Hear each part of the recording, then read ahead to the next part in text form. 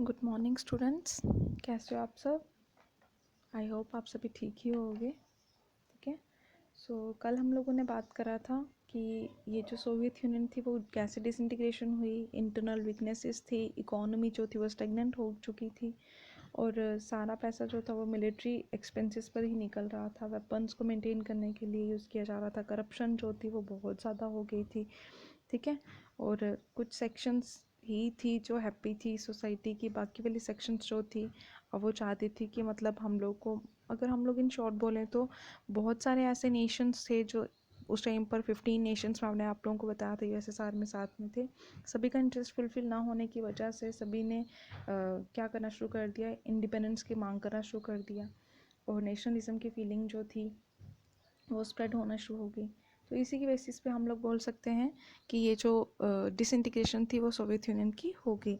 अब हम लोगों को ये बताना है कि कौन कौन से कॉन्सिक्वेंसेस थे, क्या परिणाम निकले, क्या हम लोग को क्या देखने को मिला, उसके क्या रिजल्ट निकले डिसइंटीग्रेशन के, उसकी बात करेंगे अभी हम लोग। ठीक है। तो सबसे पहली बात यहाँ पर कि जैसे सेकेंड वर्ल्ड जो था ये टूटता है, मतलब जैसे ही कोलैप्स होता है किसका, सोवियत यूनियन का, सॉरी यूएसएसआर का। ठीक है।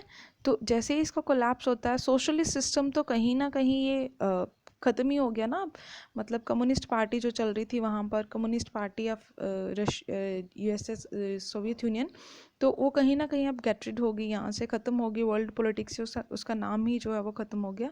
उसके बाद यहाँ पर क्या देखने को मिला हमें कि अब हम लोगों को कुछ ऐसी ब्रॉड कंसेप्शंस के बारे में पढ़ना है जिनके बेसिस पर हम लोग ये बोल सकते हैं कि जिन्होंने पूरी फॉर्म को ही चेंज कर दिया, जिन्होंने पूरी यूएसएसआर को ही चेंज कर दिया। अभी हम उसे वन बाय वन पढ़ते हैं। फर्स्ट ऑफ ऑल यहाँ पर देखने को मिला कि कोल्ड वार का जो था वो क्या हो गया, एंड हो गया। क्या हुआ, कोल्ड वार की जो कन्फ्रंटेशन थी, सबसे पहला पॉइंट जो है उसको आप क्या लिखोगे, एंड ऑफ कोल्ड वार। मतलब यहाँ से आप लोग लिखोगे, ये हेडिंग आएगी आपके फर्स्ट पॉइंट की। तो आप लोग कॉन्सिक्वेंसेस में फर्स्ट पॉइंट क्या लिखोगे, end of cold war confrontation. That means USA और यूएसएसआर जो थे एक दूसरे के विरुद्ध थे, वो अब इन दोनों के बीच की जो कन्फ्रंटेशन थी वो ख़त्म हो गई। ये क्यों हुआ, क्योंकि अब यूएसएसआर जो था वो ख़त्म हो चुका था और यूएसएसआर के अलायंस टूटने की वजह से अब यूएसए जो था वो सुपर पावर घोषित हो चुका था। अब यहाँ पे क्या बताया गया, दूसरा पॉइंट क्या आएगा आप लोगों का, अगर दूसरा लिखना चाहते हो या इसी में एडिशन करना चाहते हो तो भी चल जाएगा। दूसरा आएगा यहाँ पर आप लोगों का कि आइडियोलॉजिकल बेसिस जो इनकी कन्फ्रंटेशन चल रही थी वो भी एंड होगी। सेकेंडली आप लोग लिखोगे ideological dispute also ended. Ideological dispute जो चल रहा था कि मेरी आइडियोलॉजी जो है, यूएसएसआर का कहना था मेरी कम्युनिज्म आइडियोलॉजी है और यूएसए का कहना था मेरी कौन सी आइडियोलॉजी है, कैपिटलिज्म। सो इन दोनों के बीच का ये जो सोशलिस्ट और कैपिटलिज्म का डिफरेंस था वो भी कहीं ना कहीं इशू नहीं रहा था, अब वो भी ख़त्म हो गया था। ठीक है। देन उसके बाद यहाँ पर क्या बताया गया, अब ये जो डिस्प्यूट था वो डिस्प्यूट मतलब सिर्फ और सिर्फ किसके बेसिस पर देखा जाने लगा, कोई मिलिट्री डिस्प्यूट नहीं रहा अब इन दोनों के बीच में। जैसे मैंने आप लोगों को बताया था कि यूएसए और यूएसएसआर ने अपने अपने अलाइंसेस फॉर्म किए थे। यूएसए ने कौन सा फॉर्म किया था, नाटो मतलब फॉर्म किया था, और यूएसएसआर ने वार्सा पैक्ट को फॉर्म किया था। क्लियर है। देन उसके बाद यहाँ पर क्या बताया गया, अब ये भी कहीं मतलब अब कोई भी आर्म्स रेस जो थी वो नहीं थी, न्यूक्लियर वेपन्स को लेके कोई भी किसी तरह की मतलब कन्फ्रंटेशन नहीं चल रही थी। तो ये आप सारा फर्स्ट पॉइंट में ही एडिशन कर सकते हो, अगर चाहो तो 2 पॉइंट्स भी बना सकते हो, अदरवाइज एक ही में रहने दो इसको। ठीक है। देन सेकेंड पॉइंट में ये बताया गया है कि पावर रिलेशंस जो थे वर्ल्ड पॉलिटिक्स के, अब वो टोटली चेंज हो चुके थे।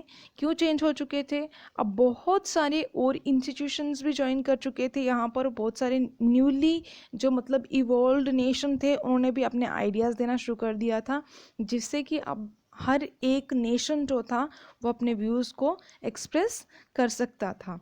ठीक है। ये आप लोगों का सेकंड पॉइंट है।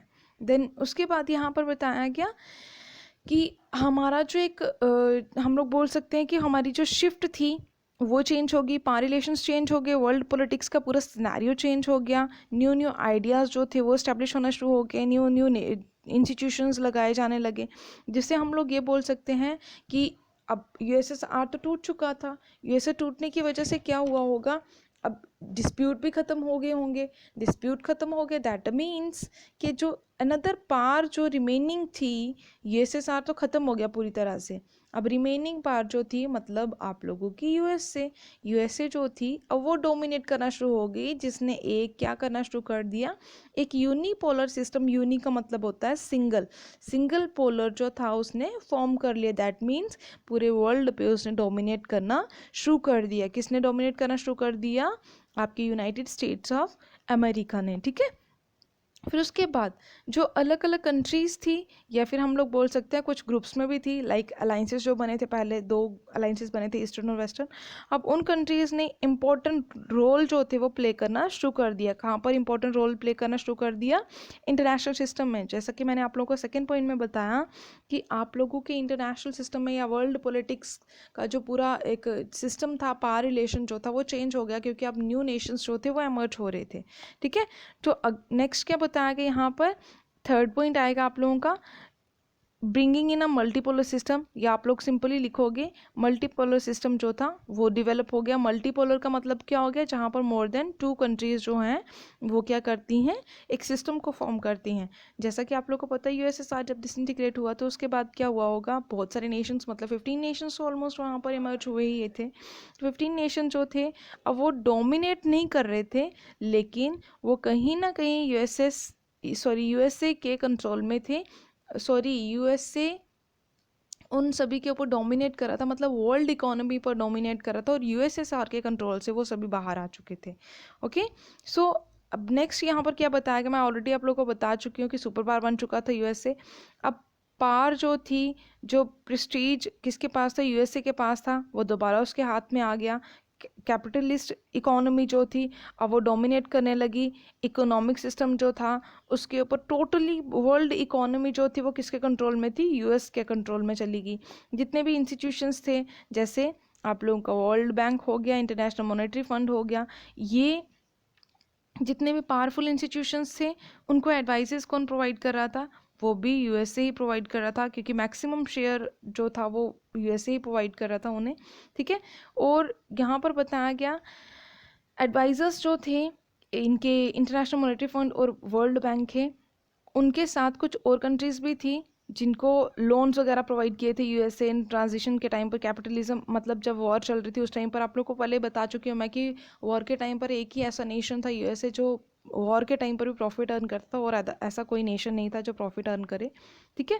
और उसने अपनी एक उसका जो सिस्टम था, जो नेशन उसका लिबरल डेमोक्रेसी का था, और वो सबसे best way to organise political life, जहाँ पर लोगों को प्रॉपर राइट्स मिल रहे थे, लोग अपनी व्यूज़ को एक्सप्रेस कर सकते थे। और उसके बाद नेक्स्ट पॉइंट में ये बताया गया है कि थर्ड हम लोग ये बोल सकते हैं, थर्ड और फोर्थ पॉइंट पे हम लोग ये बोल सकते हैं, जैसे सोवियत यूनियन का एंड हुआ तो emergence of new countries, that means आप लोग फोर्थ पॉइंट में क्या लिखोगे? The emergence of new countries. आप लोग उसमें नाम भी लिख सकते हो, यूक्रेन लिख सकते हो, रशिया लिख सकते हो, बेलारस लिख सकते हो, ठीक है। इन सभी नेशंस के नाम लिख दो जो यूएसएसआर से इंडिपेंडेंट होकर, रिपब्लिक होकर बाहर आए थे।